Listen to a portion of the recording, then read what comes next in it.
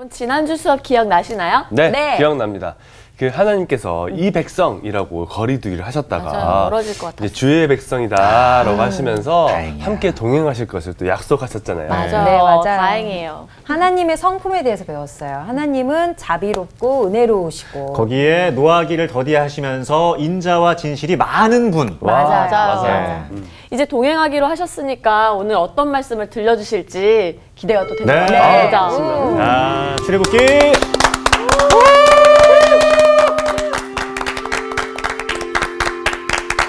안녕하세요. 안녕하세요.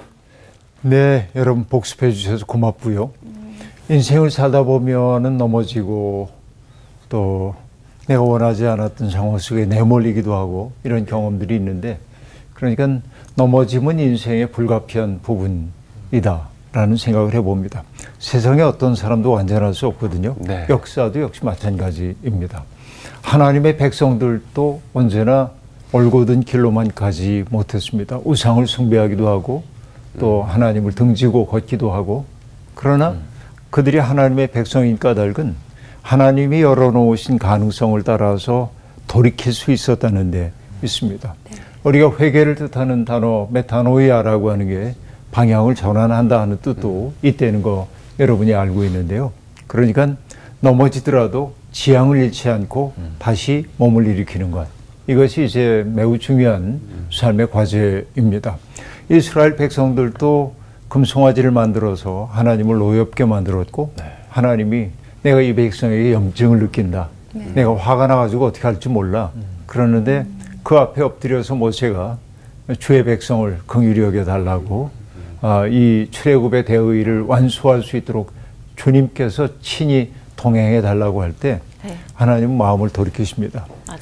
성서에 정언되고 있는 하나님은 인간에 의해 영향을 받지 않는 무정한 존재 그 자체가 아니라 인간과 더불어서 인격적 관계를 맺으면서 당신의 생각을 바꿔나가기도 하는 분임을 보여주고 있습니다.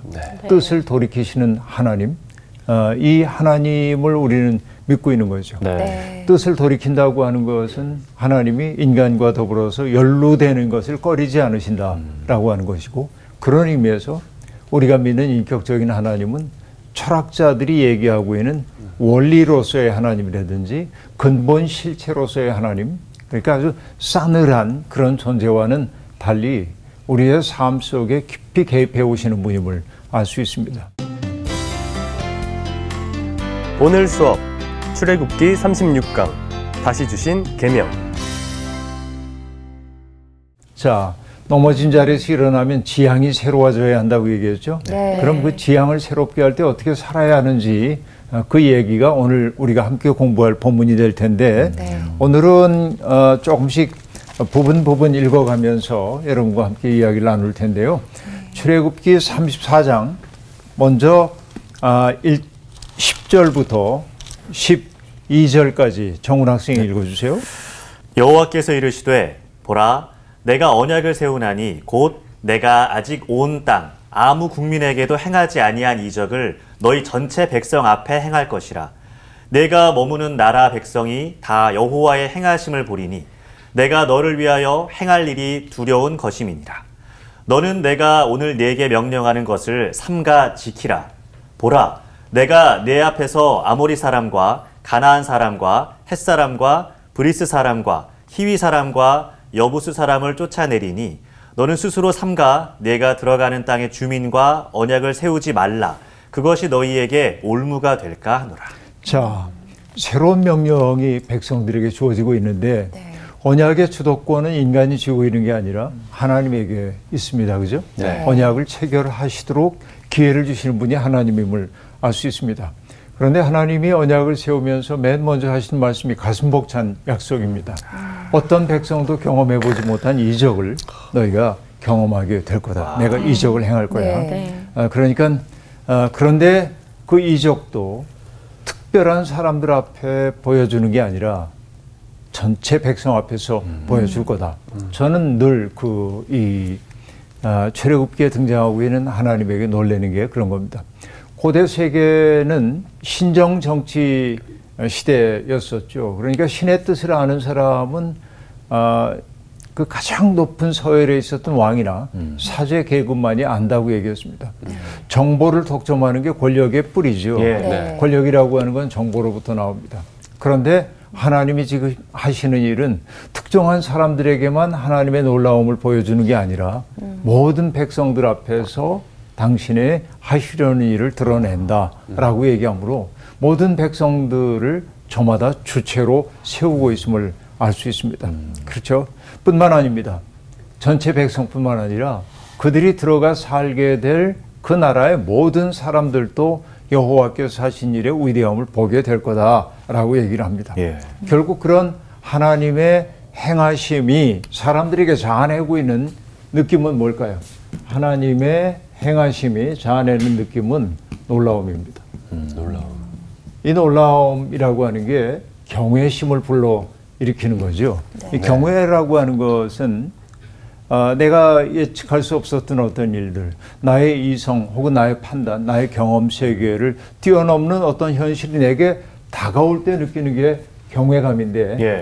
하나님이 하시는 일들은 언제나 인간의 예측을 뛰어넘는, 인간의 생각을 뛰어넘기 때문에 놀라움이 될 것이다 라고 얘기를 하고 있습니다. 이게 이제 매우 중요해요. 그것이 두려움이라고 한 말의 의미입니다. 자, 그런데 하나님은 그런 약속을 기본 전제로 깔고 나서 이제 그 백성들이 삼가 지켜야 할 것들을 쭉 얘기를 하고 있는데 우리가 하나님이 최초에 이스라엘에게 주셨던 계명이 10계명이죠. 네, 10개입니다. 그런데 여기에는 12개의 계명이 등장합니다. 이스라엘 백성이 지켜야 할 게 12개인데 하나는 뭐 형태가 똑같아요. 무엇을 지키라 하는 긍정 표현이 있고 또 무엇을 하지 말라라는 부정적 표현이 공존하고 있음을 볼 수 있습니다. 그런데 지금 하나님이 백성에 주시는 말씀은 종교 생활의 규범에 지나지 거기에 그치는 게 아니고 오히려 일상의 모든 영역에서 그들이 어떤 마음으로 살아야 하는지를 보여주고 있습니다. 자, 그런데 오늘 이제부터 12개의 우리들이 계명을 보게 될 텐데 이 12개의 계명은 오늘의 관점에서 보자고 한다면 조금 당황스러운 부분들이 있는 게 사실입니다. 네. 그 당황스러운 부분들 뭔지 하나하나 살펴볼 텐데요. 네. 먼저 금방 읽었던 12절 본문에서 하나님이 이방 민족들을 쫓아내실 텐데 그들과 언약을 세우지 말아라 하고 얘기합니다. 예. 그들과 뭐 언약을 세우지 말아라. 왜냐하면 그들이 올무가 될 것이다 라고 얘기합니다. 네. 자, 사람은요 시간과 공간 속에 살 수밖에 없는 존재입니다. 예. 시간과 공간 속에 살 수밖에 없는 존재이고 특별히 공간은 장소의 문제이기도 한데 이 장소는 나도 있지만 다른 사람들도 있죠. 그러니까 장소 속에서 어떻게 평화롭게 공존할 것인가 하는 문제가 매우 중요한 문제입니다.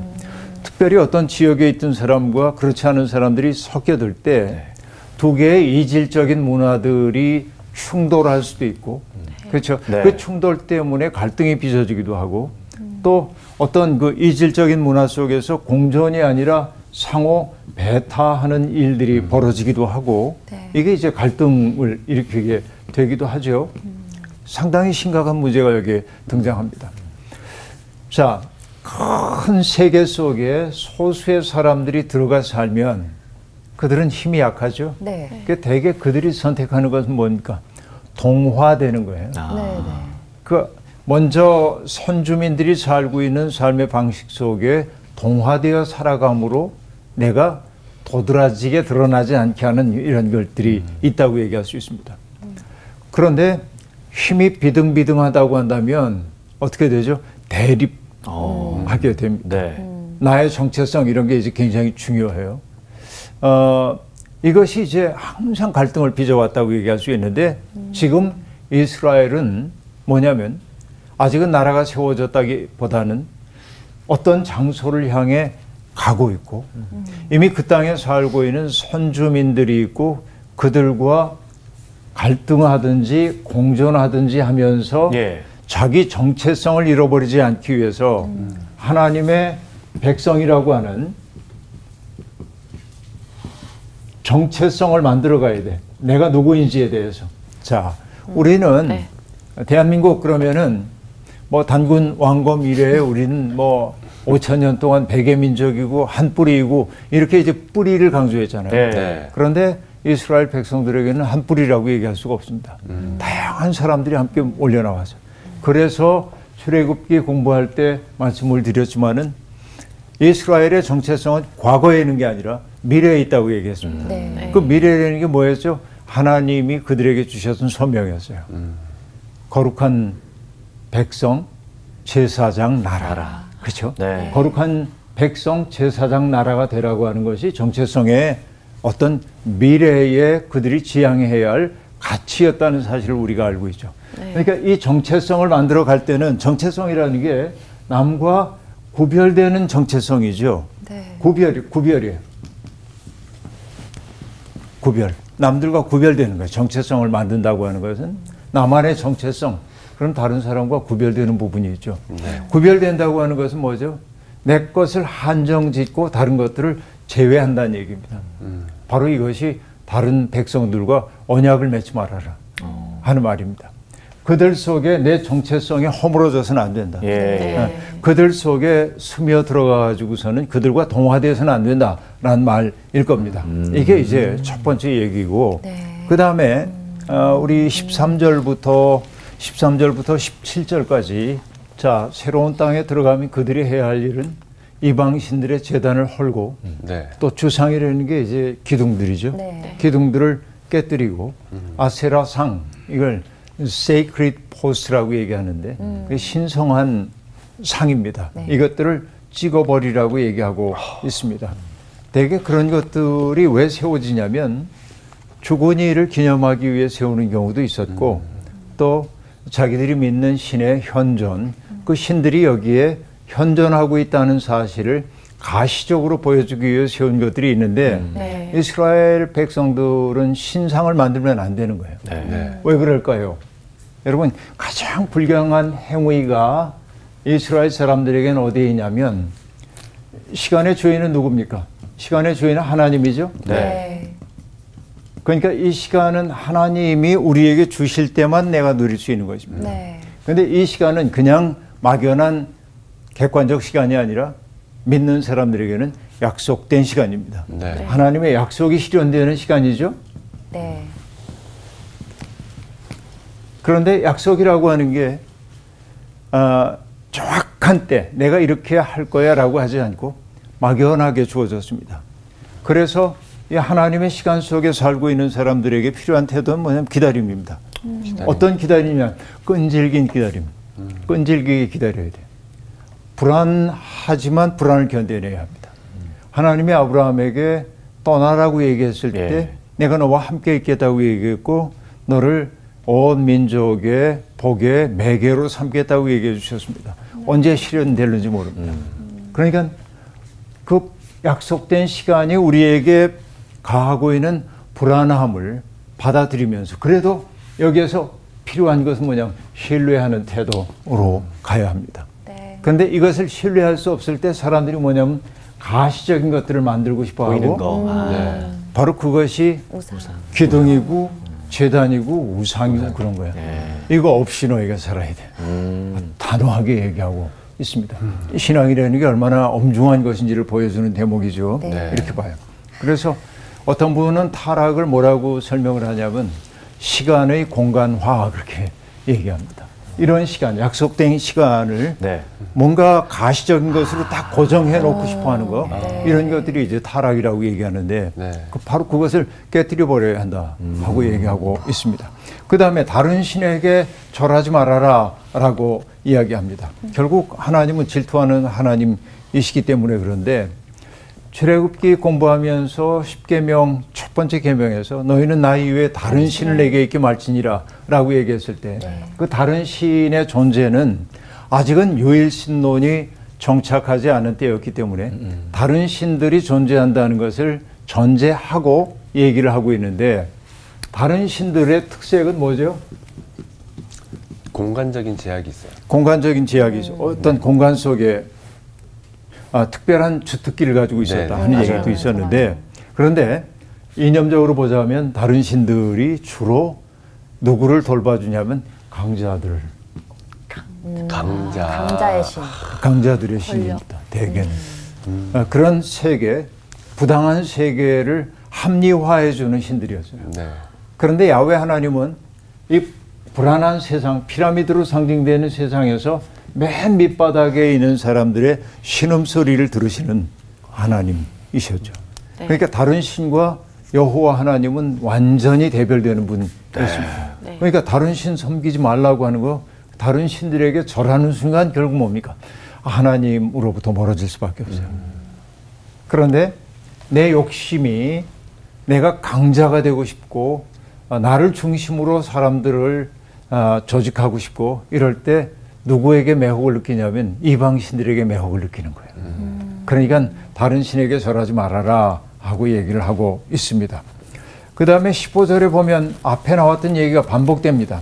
언약 세우지 말라고 얘기했던 12절의 얘기가 반복되고 있는데요. 네. 그러니까 그 땅 주민들과 언약을 세우지 말라고 얘기를 하고 있는데 그 까닭을 조금 더 풀어서 설명을 하고 있습니다. 네. 자, 내가 언약을 이렇게 맺었습니다. 그러다 보면 그들의 종교적인 의례 같은데 내가 참석 안 할 수가 없습니다. 계약을 맺었기 때문에. 자, 예를 들어서 여러분 이제 바울 사도가 복음을 들고 소아시아 또 유럽의 여러 곳들을 다니잖아요. 네. 그때 다닐 때 바울 사도가 주로 활동했던 것은 어디냐면 유대인의 회당이었지만 네. 뿐만 아니라 회당뿐만 아니라 바울 사도가 아주 중요하게 여겼던 것 가운데 하나는 어떤 일들의 동종 조합. 예를 들어서 나는 가죽 일을 하는 사람이야. 그럼 혼자 할 수가 없기 때문에 네. 다양한 사람들이 가죽 일을 하는 사람들이 일종의 조합을 이루게 네, 되었던 것이죠. 그런데 그 각 조합들은 뭐가 있냐면 그들 나름대로 섬기는 신들이 있었던 거예요. 그러니까 내가 그 조합에 가담한다는 순간 나는 그 신들 예배하는 일에 빠질 수가 없는 거예요. 내가 원하지 않는다. 네. 네. 그러니까 예수 그리스도를 내 마음속에 받아들인다고 하는 것은 그 조합에 속해 있던 사람들이 큰 결단을 해야 돼. 우상 앞에 가지 않을 결단을 하지 않으면 안 돼요. 네. 이렇게 초대교회 교인들이 얼마나 큰 결단을 하고 예수를 믿게 되었는지를 볼 수 있는데 네. 바로 이런 얘기입니다. 이방인들하고 언약을 맺게 되면 그들이 섬기고 있는 신들 제의에 동참해야 하고 그러다 보면 하나님 아닌 다른 신들에게 절할 수밖에 없게 되는데 그러니까 그들의 재물을 먹거나 그들의 음란한 제의에 빠져서 너희의 삶이 거룩함으로부터 멀어질 수 있다라고 얘기를 하고 있는 것입니다. 그러니까 가나안 종교에서 곡식은 땅과 하늘의 결합을 통해 나타난다고 생각했기 때문에 사람들은 신전 성스러운 여자라고 하지만 사실은 상녀들과 제의에 참석한 사람들이 결합하는 그런 음란한 제의들을 행했는데 여기에 끌려 들어갈 수도 있으니까 그들의 습속을 따르면 안 돼요. 엄격하게 지금 얘기를 하고 있는 것입니다. 그 다음에 뭐냐면 아들들을 이방인의 딸들과 결혼시키지 말아라. 이것도 같은 맥락에서 네. 볼 수 있는 얘기죠. 그러니까 그 딸들이 들어와 가지고 아들들을 그런 이방 제의에 끌어들일 수 있기 때문에 그렇다고 말할 수 있겠습니다. 그리고 뭐 신상들을 부어 만들지 말아라 라고 하는 얘기. 이것은 뭐 때문일까요? 그들이 이전에 죄가 있기 때문에 그래요. 금송아지를 만들었다. 금송아지. 그 죄 때문에 이젠 만들지 마. 이렇게 지금 얘기하고 있습니다. 조금 더 볼까요? 18절부터 20절까지만 먼저 보시죠. 자, 무교절을 지키라는 얘기가 여기 등장하고 있는데 무교절이 뭔지는 여러분 알죠? 네. 네, 누룩이 들지 않은 빵을 먹는 그런 절기를 뜻합니다. 자, 무교절. 이것은 왜 제정이 되었을까요? 왜 제정이 되었죠? 다른 거 아닙니다. 출애굽을 기억하게 그렇죠. 해서. 6월절 때 네. 그들이 다급하게 나왔던 상황을 제의적으로 재현하기 위해서 하는 것이죠. 그러니까 옛날에 빵이 밀가루 반죽이 부풀기도 전에 빨리 나와야 했던 다급한 그때의 마음을 그냥 막연히 회상하는 게 아니라 재현하는 네. 오늘의 삶 속에서 재현하는 일들이 바로 의례라고 얘기할 수 있겠는데 네. 바로 그 일을 하라고 얘기를 하고 있죠. 무교절 지켜라 라는 얘기, 당연한 얘기이고요. 그 다음에 모든 첫 태생은 다 내 것이다 라고 말합니다. 자, 우리는 알고 있습니다. 생명의 주인이 하나님이시고요. 네. 하나님이 생명의 문을 열어주지 않으면 어떤 것도 태어날 수 없다고 이 성서는 우리에게 얘기해주고 있습니다. 그 때문에 애굽의 왕 바로가 심판을 받을 때 끝까지 말 안 들으니까 장자의 죽음을 통해서 하나님의 은총이 철회되었음을 나타내는 징표로 삼았다고 한다면 세상에 존재하는 그 첫 번째 맞이는 전부 하나님께 속했다고 하는 고백이 네. 여기에 등장하고 있는 것이죠. 그 때문에 모든 첫 태생을 주님께 바치라고 얘기하고 있고 나귀의 첫 새끼는 어린 양으로 대속하고 나귀는 쓸모가 많으니까 네. 그러니까 어린 양으로 대속하고 만약 그럴 수 없다고 한다면 목을 꺾어라. 네. 결국은 내 재산으로 취하면 안 된다. 이것은 그러니까 아주 철저하게 하나님께 돌려드려라 라는 네. 얘기. 장자들도 갖다 죽이면 안 되잖아요. 네. 이렇게 대속해야 한다 하고 얘기합니다. 결국 이 계명이 우리에게 상기시켜주고 있는 건 뭐죠? 우리가 당연한 것으로 누리고 있는 일상이 모두 하나님의 선물임을 상기하라는 얘기일 겁니다. 네. 결국 이 모든 계명들이 결국 어디에 닿냐면 너희는 빈손으로 내 얼굴을 보지 말지니라 라는 말. 하나님 앞에 설 때 우리가 어떤 마음이어야 하는지 이 마음이 그대로 담겨 있다고 얘기할 수 있겠습니다. 네. 그 다음에 21절부터 24절까지 읽어주세요. 네. 너는 엿새 동안 일하고 일곱째 날에는 쉴지니 밭 갈 때나 거둘 때에도 쉴지며 77절 곧 맥추의 초실절을 지키고 새말에는 수장절을 지키라. 너희의 모든 남자는 매년 3번씩 주 여호와 이스라엘의 하나님 앞에 보일지라. 내가 이방 나라들을 내 앞에서 쫓아내고 내 지경을 넓히리니 네가 매년 3번씩 여호와 내 하나님을 뵈려고 올 때에 아무도 내 땅을 탐내지 못하리라. 네, 이거는 안식일 계명 가운데 특별히 노동에 관련된 얘기를 지금 하고 있는데요. 네. 엿새 동안 일하고 일곱째 날에는 쉴지니 라고 말합니다. 네. 이게 쉬는 거에 방점이 있는 것처럼 보이지만은 또 엿새 동안 열심히 일해야 한다는 이야기가 네. 이렇게 등장하고 있음을 알 수 있습니다. 우리가 안식일에 대한 이야기를 할 때마다 제가 늘 여러분께 드렸던 말씀이 기억나세요?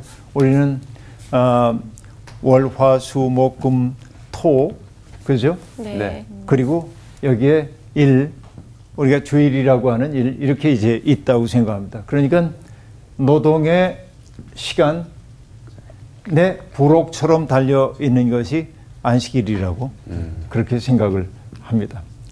선형적으로 보면 이게 맞죠? 네. 월요일부터 주일로 이렇게 이어집니다.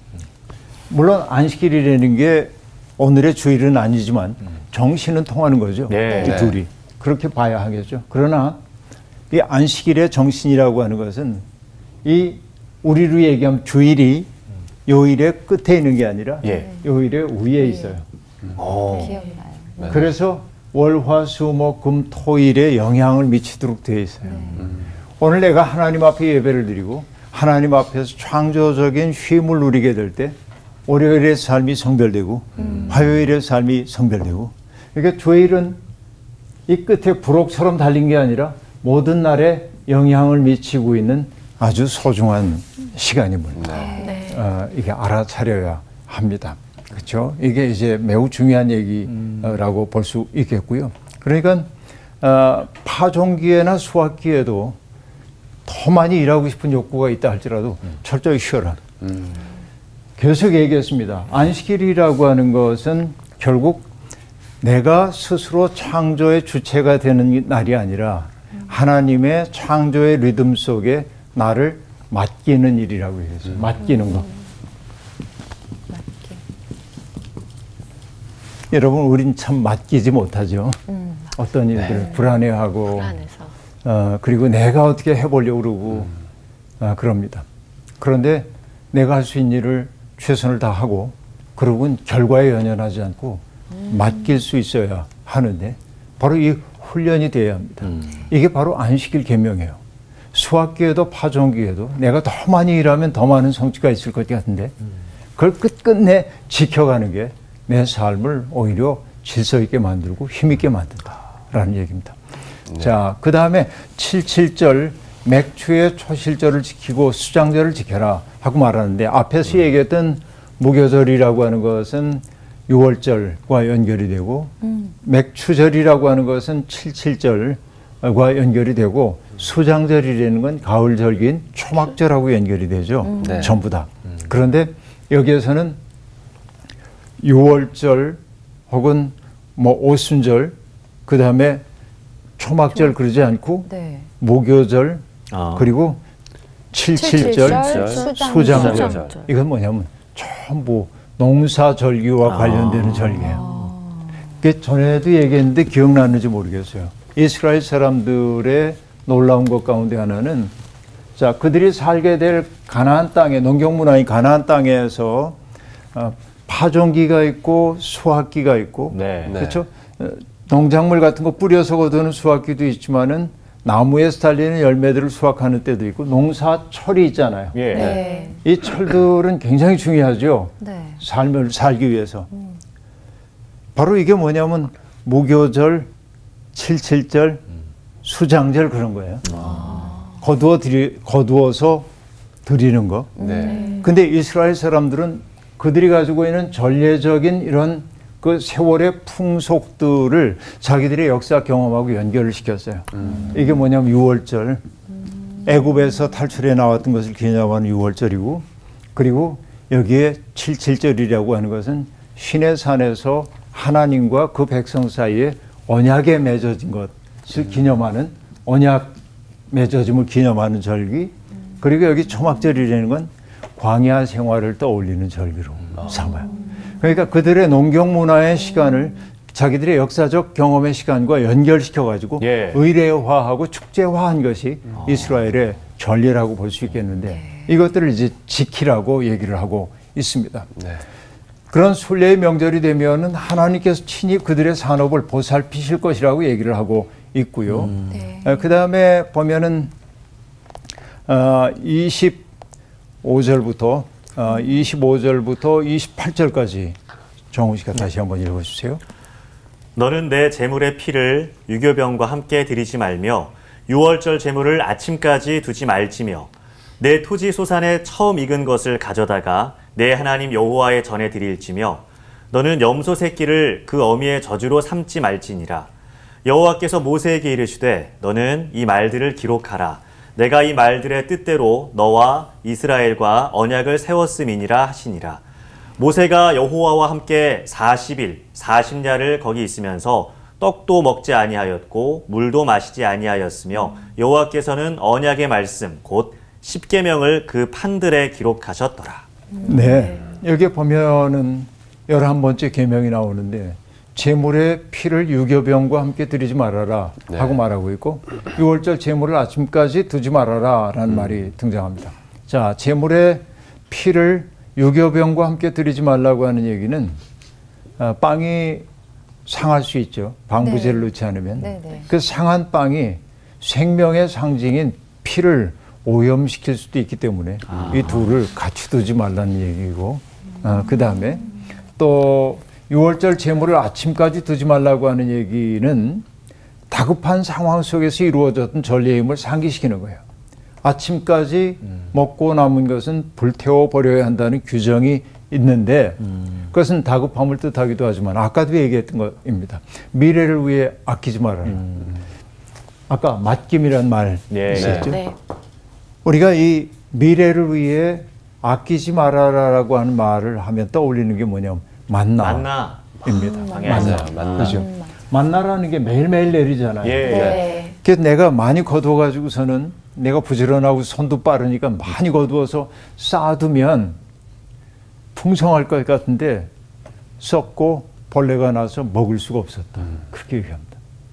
이것을 몇 번 경험하고 나면 부질없는 짓이구나 하는 걸 알아요. 내가 부지런히 일하다 보니까 좀 남았어. 그럼 어떡합니까? 덜 거둔 공희 씨에게 나눠줄 수 있죠. 이런 그 광야의 경제 법칙을 그들이 경험했는데 이것이 이제 가나안 땅에 들어가더라도 그렇게 너희들이 맡기는 인생을 살아야 한다 하는 얘기를 들려주고 있는 것입니다. 그 다음에 12번째 계명은 토지 소산에 처음 익은 것을 여호와께 바쳐라 라고 말하고 있고, 염소 새끼를 그 어미의 젖으로 삼지 말아라 라고 얘기합니다. 자, 생각만 해봐도 염소 새끼를 어미 젖으로 삼는다는 게 굉장히 뭔가 좀 네. 그죠? 뭔가 생명에 대한 존중이 사라진 것처럼 보이기도 합니다. 결국 뭐냐? 가나안의 풍요제의의 풍속 가운데 하나이기도 합니다. 어미 젖으로 새끼 염소를 삶고 하는 이런 일들이. 그러니까 이 출애굽 공동체가 보기에 그건 굉장히 잔혹한 일처럼 그렇게 보였다는 거죠. 네. 유대인들은 지금도 새끼 염소를 유제품과 함께 한 솥에 넣는 것을 금지하는 계명으로 받아들입니다. 이스라엘에 가보면 여러분 지금도 이런 것들이 지켜지고 있음을 알 수 있는데요. 예. 자, 하나님은 이 계명을 다 주신 다음에 이 모든 계명을 기록하라고 말씀하십니다. 결국 언약 백성으로서의 삶은 그런 하나님이 명령하신 것들을 기록하고 네. 지킴을 통하여서 언약 백성으로 형성되는 거예요. 언약 백성 저절로 되는 게 아닙니다. 그런 일들을 끈질기게 지켜감을 통해서 형성된다 하는 얘기입니다. 그러니까 이렇게 지킨다고 하는 것은 결국 뭐냐? 훈련입니다. 네. 우리가 이 기독교인들에게 필요한 것이 훈련이에요. 자기의 삶이 기도 훈련도 해야 되고 금식 훈련도 해야 되고 그렇죠? 네. 다양한 훈련들을 우리가 해야 합니다. 어떤 실천하는 것도 훈련돼야 하고. 근데 그 훈련의 지침이라고 하는 것은 하나님이 지시하신 것이 기록된 성경이 있고 그렇죠? 네. 기록된 성경이 있고 또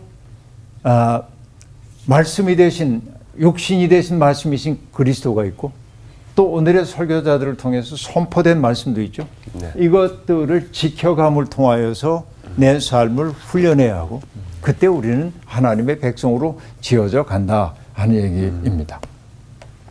모세는 산에서 주님과 40일 주야를 보냈습니다. 빵도 먹지 않고 물도 마시지 않았고 언약의 말씀을 기록했다고 되어 있습니다. 자, 이걸 가지고 이제 생태학적으로 분석을 하면서 물도 안 마시고 40일 견딜 수 있냐, 최소한의 가능성이냐 이렇게 따지지 말고 하나님 앞에서 모세가 어떤 마음으로 있었는지 그 절박함 이걸 나타내는 말로 봐야 되지 생물학적 진실에 위배돼. 그러니까 이건 거짓말이야 이렇게 판단하면 안 됩니다. 네. 사실은 물 없이 40일 살 수가 없죠 사람이. 네. 그러니까 이렇게 얘기하는 것은 뭐냐, 생물학적 진실을 우리에게 전달해 주기 위한 것이 아니라 하나님 앞에서 다 잊고 세상의 모든 일을 잊고 하나님과 자신만 존재했음을 나타내기 위한 표현임을 우리가 알 수 있습니다. 그렇죠? 물론 이제 하나님의 현존 앞에서 인간의 필요를 넘어서는 어떤 체험을 한다는 뜻도 이 속에 담겨 있습니다. 그리고 그 10계명을 판에 기록하라고 얘기하고 있는데 예. 아까 이제 12개라고 얘기를 했는데 겹쳐지는 부분들이 있었기 때문에 그렇습니다. 이방 민족들과 언약을 세우지 말아라 라든지 이런 겹쳐지는 부분 때문에 12개로 구분되어 있긴 한데, 그래서 이 계명을 앞에서 나왔던 10계명과 구별하기 위해서 제의적 10계명이라고 부르기도 합니다. Ritual Decalogue라고 얘기하고 있는데, 그러니까 어떻게 우리들이 거룩한 백성으로 형성되어야 하는지를 가르쳐주는 계명이라 그렇게 얘기를 하고 있는 거죠. 이제 그 다음 얘기를 이제 보겠습니다. 자, 하나님과 40일을 대면하고 왔습니다. 자, 먹지도 못했습니다. 물도 못 마셨습니다. 그럼 피골이 상접하고 네. 얼굴빛이 흑빛이 돼야 하고 네. 그런 상황인데 예, 예. 성경은 놀랍게도 모세의 그 얼굴이 광채가 났다고 그렇게 얘기하고 있습니다. 네. 그건 뭐 때문일까요? 주님의 현존 안에 있는 사람에게는 시간조차 멈추는지도 몰라요. 어쩌면 그런 느낌이 들어요. 근데 모세는 자기 얼굴에 빛이 난다는 사실 모릅니다. 예. 아, 거울을 딱 보면서 와, 내 얼굴이 빛이 나네. 야, 백성들 봤지? 내가 이런 사람이 이렇게 안 해요. 모르고 그냥 내려와요. 하나님의 현존 앞에 있었던 감격을 안고 이렇게 내려오게 됩니다. 그 모세의 얼굴에 빛나는 피부에 빛나는 그것을 표현할 때 여러분 그 유명한 로마에는 산 피에트로 인 빈콜리라는 성당이 있는데 그러니까 베드로 그 기념 성당이라고 얘기할 수 있는데 거기에 가보면은 그 유명한 미켈란젤로의 모세상이 있습니다. 미켈란젤로의 조각 가운데 유명한 모세상이 있는데 그 모세상에 뿔이 이렇게 달려 있습니다. 뿔이 달려 있어요. 이상하잖아요. 네. 근데 이게 왜 그러냐면 성경 번역하는 과정 가운데서 모세의 살결을 나타내는 단어인 카란이라고 하는 단어를 라틴어로 옮길 때 뿔을 가리키는 단어 카론으로 옮겼다는 거예요. 그래서 비슷하잖아요. 네, 오류가 두 단어가 네. 비슷하니까 오류가 있었을 거다 이렇게 봅니다. 그런데 일단의 사람들은 얘기합니다. 히에로니무스라고 하는 분, 영어로는 제롬이라고 하는 분인데 그분이 성경을 라틴어로 번역했는데 의도적으로 그랬을 거다. 몰라서가 아니라 종의적인 의미. 뿔은 권위의 상징이기도 합니다. 네. 그렇죠. 뿔은 권위죠. 구원의 뿔, 주님이 내 뿔을 세워주셔서 하고 얘기합니다. 네. 그러니까 모세의 얼굴에 빛나는 그 광채를 뜻함과 동시에 권위를 뜻하는 것으로 일부러 번역했을 거다라고 말하는 사람들이 있습니다. 네. 어쨌든 자 나와 똑같은 존재인 줄 알았는데 어떤 존재가 얼굴이 환해가지고 나타납니다. 백성들이 두려워합니다. 바로 이런 게 어떤 것이죠? 경외심입니다. 누미노제의 체험이라고 볼 수 있습니다. 그러자 모세가 그들을 부르자 비로소 모세 앞에 아론과 회중의 어른들이 다가옵니다. 그러자 그들과 대화를 나누게 돼요. 자, 여기에서 중요한 것은 뭐냐면 모세의 얼굴에 광채가 났다. 그리고 두려워하는 이들에게 모세가 가까이 오라고 불렀다. 예. 네. 자, 광채가 나고 불렀다라고 얘기하므로 하나님의 현존 안에 있었던 모세의 권위를 나타내는 두 단어입니다. 하나님도 빛나는 존재이고요. 나중에 하나님이 제사장들조차 모세조차 부르시지 않으면 그 앞에 나갈 수가 없어요. 네. 그러니까 이 신적 권위 속에 있음을 보여주고 있는 것임을 알 수 있습니다. 모세가 부르자 온 백성이 가까이 나오게 됩니다. 그때 모세는 신의 산에서 주께서 주신 명령을 다 전합니다. 백성들에게. 아까 강의 초입에 얘기했던 거 기억나세요? 특정한 엘리트가 하나님의 말씀을 독점하지 않는다. 예. 모든 백성에게 다 가르쳐준다. 여러분 이게 성경의 본래 세계관입니다. 그런데 우리가 알죠. 중세에는 오로지 성경이 라틴어로만 쓰여져 있었고 라틴어는 민중들의 언어가 아니에요. 지식인의 언어이죠. 그러니까 미사를 드리고 예배를 드릴 때 라틴어로만 했단 말이에요. 예. 네. 그러니까 사람들은 성경을 읽기가 어려워요. 예. 그래서 일반 대중들이 사용하는 언어로 성경을 번역해 주려는 사람들이 있었습니다. 존 위클리프라든지 얀 후스라든지 이런 사람들 다 처형당합니다. 종교개혁자들. 종교개혁자들이. 예. 마틴 루터도 독일어로 성경을 번역했죠. 네. 이게 굉장한 혁명을 만들어내고 있음을 알 수 있겠는데요. 네. 그러니까 종교개혁이 가능했던 것은 성서가 백성들의 손에 들려졌기 때문에 그렇습니다. 성경을 읽고 해석할 수 있는 주체가 되었기 때문에 그렇습니다. 그런데 그것은 처음부터 하나님이 원하는 바였습니다. 모든 백성에게 하나님의 뜻이 알려지기를 원했지 특정한 사람들이 독점하지 못하도록 했어. 왜? 정보의 독점은 권력이 되기 때문에. 종교가 권력과 결합되게 될 때 폭력적이라는 사실을 성경은 일찍부터 알았기 때문에 모든 백성에게 말씀을 드렸고요. 그리고 모세는 말씀을 전하고 나면 수건으로 얼굴을 가렸습니다. 여호와 앞에 갈 때는 수건을 벗고 또 백성을 대면할 때는 수건으로 얼굴을 가렸습니다. 고린도후서 3장에서는 바울이 얘기합니다. 모세가 광채가 소멸하는 것을 백성들에게 보여주지 않으려고 수건으로 가렸다라고 말합니다. 언제까지나 빛이 나면 좋을 텐데 그럴 수는 없는 거죠. 네. 그러니까 이 하나님의 권위가 어떻게 누구를 통해 작동하고 있는지, 그러나 그 권위라고 하는 것이 항상 유지되는 게 아니고 하나님의 현존 앞에서만 이루어진다는 사실을 보여주는 대목이 수건 이야기라고 볼 수 있겠습니다. 네. 오늘 얘기 여기서 마치겠습니다. 고맙습니다. 고맙습니다. 요즘 저희가 예배 드리는 거 정말 어떻게 보면 참 쉬운데 그마저도 그 아까 말씀하셨듯이 단풍 보고 싶고 막 그런 마음이 들 때마다 한 번 더 제가 회개를 하면서 반성하게 되네요. 네. 네. 저는 우리가 다양한 시간 속에서 살고 또 다양한 공간 속에서 생활하고 만나고 일하잖아요. 그래도 절대 잊어버리지 말아야 될 게 고유한 우리의 정체성. 아하, 네. 맞아요. 하나님 백성. 맞아요. 네. 그 정체성, 그러니까 이웃 나라랑 그 언약을 맺지 말라라고 하신 말씀. 지금 뭐 시대적 상황은 좀 달라졌지만 우리도 지금 이 세대를 살아가면서 좀 분별력을 갖고 타협해야 할 건 타협하지 말아야 할 건 타협하지 말고 네. 또 챙길 건 챙기고 또 이런 좀 분별력을 가져야겠다. 네. 맞습니다. 맞아요. 네. 맞아요. 오늘 이렇게 기록, 기억, 지킴 요거 세 가지 지키면서 네. 한 주 살아보시죠. 그러니까요. 맞아요. 네. 지키십자.